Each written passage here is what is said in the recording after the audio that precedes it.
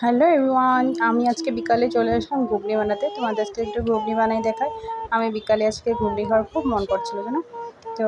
কিন্তু বিকালে কিছু না খেলে না চটপটা ভালো লাগে না, যদি সেটা গরম হোক ঠান্ডা দিন বা গরম দিন যেখানে যখনই হোক, তো আমার কিছু খেতে লাগে। তো তোমাদের হতে অবশ্যই এরকম হয়। তো আমি সকালেই মটরটা ভিজিয়ে রেখেছিলাম, এখন মটরটা সিদ্ধ বসিয়ে দিলাম। আর আমি এখানে একটু চাকু দিয়ে, অন্য সময় দাও দিয়ে খেতে, আজকে একটু ভিডিও করবো তো চাকু দিয়ে কাটছি। আর তো চাকু দিয়ে ওইসব কাটার একটু অভ্যাসটা কমই আছে, তো চাকু দিয়ে কেটে তো আমি সব মশলা রেডি করছি। মশলা কি, মাংস মশলা। তো রেডি করতে করতে আমার শাশুড়ি মার ফোন চলে আসলো। শাশুড়িমার সাথে কষা করছি বলছিলাম আর হাসি ধামালি করছিলাম।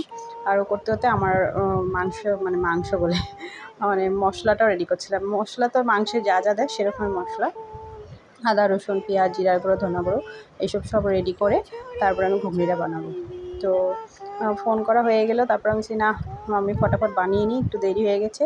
তো দুপুরবেলা একটু ঘুমালে না তারও বেশি দেরি হয়ে যায় এগুলো সব করতে। তো আমি একটু গ্লুকন্ডি গুলে তোমাদের দাদাভাইকে দিলাম, ও একটু গ্লুকন্ডি খেতে ভালোবাসে। তো গরম দিনে এগুলো গ্লুকন্ডি একটু ওআরএসের জল খেলে না একটু শরীরটা জান আসে। এত যা গরম দিয়েছে মানে কি বলবো, গরমে তো রান্নাঘরে যাওয়াই যায় না। তো ঝটপট করে মানে হালকা খাওয়াটা ঘুগনিটাই চটপট করে হয়।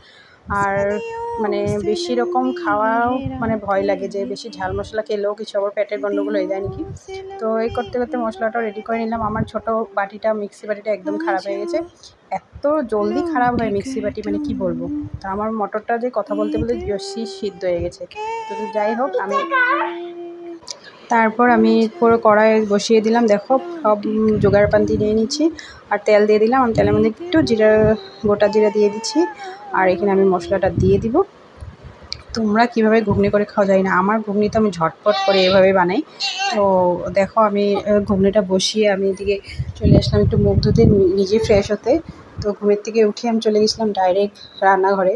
তো আমি একটু ফ্রেশ হয়ে নিই। তো আমি ব্রাশটা ফার্স্ট এনেছি ইউজ করার জন্য।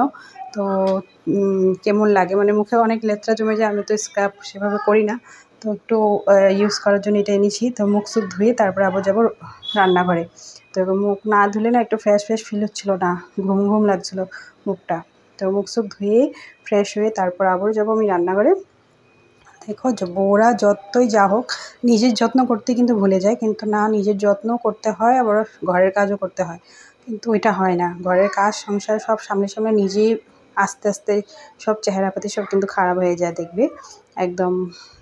সব আমার নিজেরও হয়েছে। যাই হোক, এখন দুধটা কেটে নিলাম আর একটু চা বসিয়ে দিলাম এক্সারে কেন্দ্রে, যেহেতু বিকালবেলা সন্ধ্যাবেলা তো চা লাগবেই লগে। আর আমি যেহেতু চা খাই না, আমি চা তো এত ভালোবাসি না, এত গরমে আবার চা। তো আমার ঘুগনি কিন্তু রেডি হয়ে গেল।